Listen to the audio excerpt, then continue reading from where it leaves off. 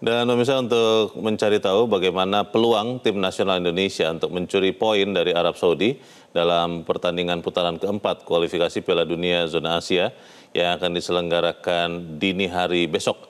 Sudah bergabung bersama kami pengamat sepak bola Anton Sanjoyo, biasa dipanggil Bung Joy. Bung Joy, selamat sore. Selamat sore. Ya, Bung Joy, tentunya sebagai orang Indonesia kita ingin timnas menang. Tapi kalau Anda sebagai pengamat yang sudah lama sekali mengamati timnas Indonesia, pengamatan Anda secara jujur melihat peluang timnas menang itu seperti apa, Bung Joy?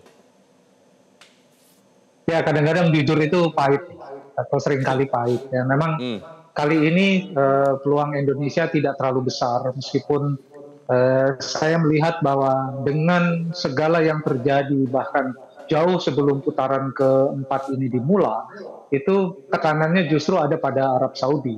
Di Indonesia ini kan dalam tanda kutip dikerjai oleh Qatar dan Arab Saudi dalam hal penetapan tuan rumah. Nah, dari situ saja kita melihat bahwa Indonesia ini dari sisi mentalitas sebenarnya sudah diuji sejak lama.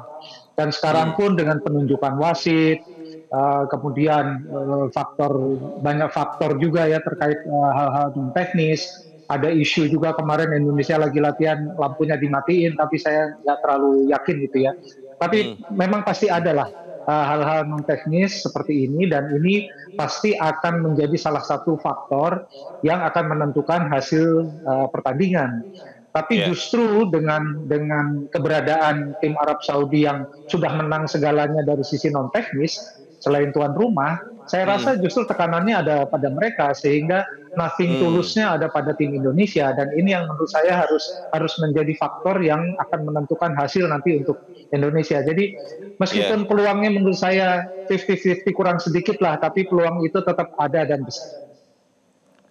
Bung Joy, menarik kalau melihat beberapa komputer ya yang menghitung di beberapa pasar begitu ya, Bung Joy.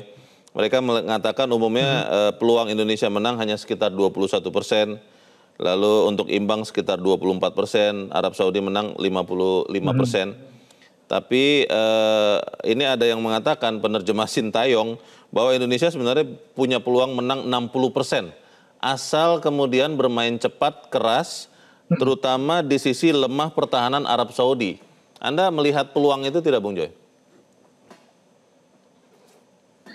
Justru saya melihatnya begini, kalau kita bicara statistik komputer dan macam-macam, mereka kan memasukkan berbagai faktor ya, faktor teknis dan non teknis. Apalagi sekarang kita mendengar hal yang menyedihkan kan, Calvin Verdong kemungkinan besar tidak bisa main, sehingga sektor kiri serangan Indonesia atau sektor kanan pertahanan Indonesia melemah. Tapi ada faktor juga di mana sebetulnya Indonesia ketika menghadapi Arab Saudi pertama kali di Riyadh, saya ingat betul 45 menit itu betul-betul Indonesia menguasai jalannya pertandingan. Dan kalau sekarang Kluivert bisa bermain cepat dalam 2 kali 45 menit dengan serangan yang menurut saya tidak perlu takut juga, ini akan menjadi unsur kejutan. Ada faktor X di sana yang mengejutkan pelatih. Pelatihnya sekarang sudah berganti, dulu Mancini, sekarang kembali lagi ke Renard. Tapi rasanya sih memang mereka sangat berambisi untuk menahan Indonesia atau mengalahkan Indonesia, sehingga kemudian faktor mereka overconfidence juga akan sangat besar, dan itu akan menjadi peluang terbaik Indonesia untuk bisa menghasilkan gol dan menang. Melihat sejarah sebelumnya dalam waktu dekat tahun lalu ya, Bung Joy, pertemuan Indonesia dan Arab Saudi, Indonesia pernah imbang 1-1 di Jeddah dan bahkan menang 2-0 di Jakarta. Tapi pada saat itu kan dilatih oleh Sintayong. Kalau kita lihat dalam berbagai pernyataannya belum lama ini, Patrick Kluivert mengatakan yakin untuk menang. Anda melihatnya itu keyakinan yang memang objektif atau seperti apa, Bung Joy?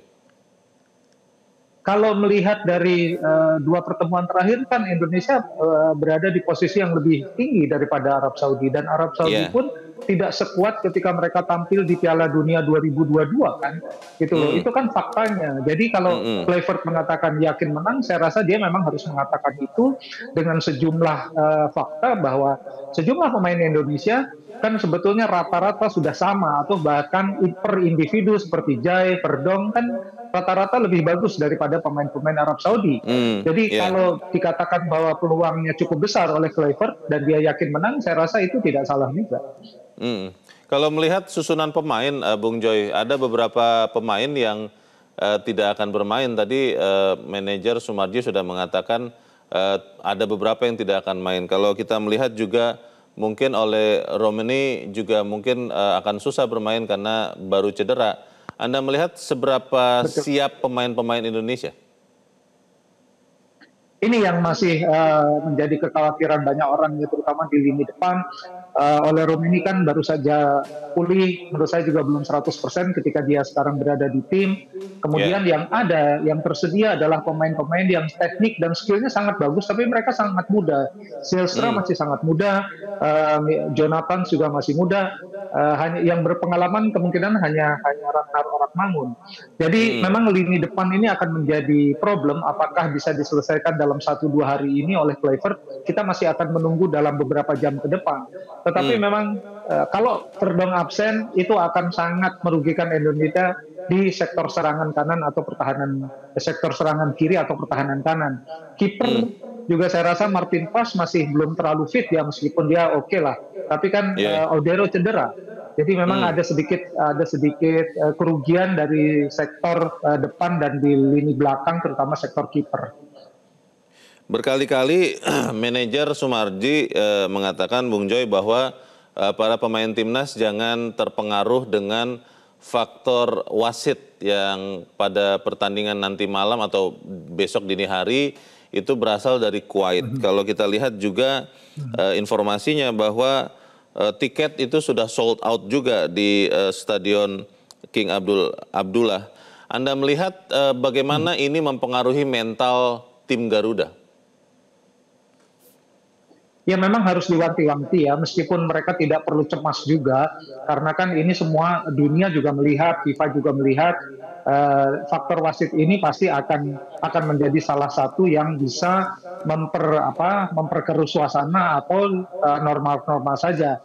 Tapi memang yang harus diwanti-wanti kepada pemain Indonesia adalah jangan membuat pelanggaran-pelanggaran yang menurut saya, misalnya pelanggaran di sekitar wilayah tengah itu kan kalau masih bisa tidak untuk membuat pelanggaran itu jangan sampailah. Dan yang paling penting adalah jangan membuat pelanggaran di sekitar kotak penalti, karena itu yang pasti yang akan dicari oleh pemain-pemain Arab Saudi. Dengan kalau kita bicara jeleknya ya, mereka akan mendapatkan banyak keuntungan sebetulnya dari pelanggaran-pelanggaran di sekitar kotak penalti. Jadi tetap pemain harus berhati-hati, meskipun tidak perlu takut juga, tidak perlu khawatir, karena semua mata juga akan tertuju ke pertandingan ini. Dan rasanya sih faktor moral bahwa wasit pun pasti akan punya nilai-nilai yang komisi wasit AFC kan juga ada gitu loh. Jadi itu faktor yang akan menentukan lah. Bung Joy, dengan absennya Verdong, lalu juga Ferdinand tidak ada, kemudian Romani juga masih belum pulih sepenuhnya. Apa kekuatan timnas Garuda yang akan bisa dimanfaatkan atau dimaksimalkan oleh Kluivert? Tadi sebelum ini Metro TV menayangkan ada kemungkinan pola 3-4-2-1. Apakah itu akan dipakai betul dan akan berpengaruh atau seperti apa Anda lihat, Bung Joy? Saya tidak terlalu yakin Kluivert akan memakai pola 3 back ya, karena 3 back ini adalah pola yang sangat ofensif.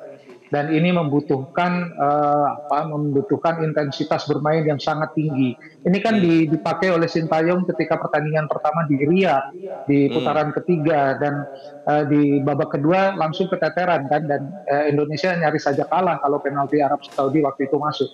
Jadi saya tetap yakin bahwa Kluivert akan pakai 4 back.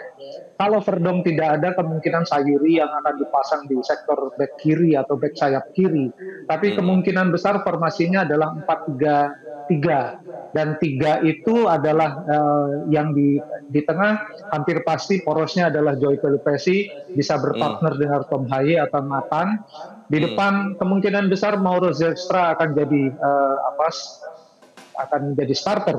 Kalau Iya. Romeni tidak cukup siap, hampir pasti dia gitu loh. Nah ini persoalannya, apakah Zylstra yang dengan pemain yang baru bergabung dengan beban yang begitu tinggi bisa langsung mengatasi Iya. semua problem non teknis. Kalau teknis sih nggak ada masalah dia gitu loh. Ini masalah di sektor depan. Dengan kemungkinan yang Anda perkirakan 4-3-3 terakhir ini, singkat saja Bung Joy, prediksi Anda untuk skor terakhir. Ya 4-3-3 ini pola yang cukup ofensif tapi cukup balance gitu ya. Jadi kalau bisa Indonesia bisa menahan serangan-serangan Arab Saudi, terutama dari poros atau dari sektor kiri yang ada Al-Ghazali, saya kira Indonesia bisa menang 1-0. Asal memang Oke. betul-betul yakin dengan teknik penyelesaian akhir yang prima. Bisa dari set piece, bisa dari open play.